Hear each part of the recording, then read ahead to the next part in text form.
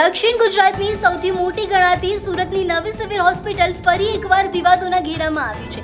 ગરીબ અને મધ્યમ વર્ગના દર્દીઓ માટે આશાનું કિરણ ગણાતી આ હોસ્પિટલમાં માનવીય સંવેદના મરી પરવારી હોય તેવા દ્રશ્યો સામે આવ્યા છે. એક 7 વર્ષના માસૂમ બાળકને ઈજા પહોંચી હોવા છતાં તેને હોસ્પિટલ પરિસરમાં વ્હીલચેર પણ નસીબ ન થઈ હતી.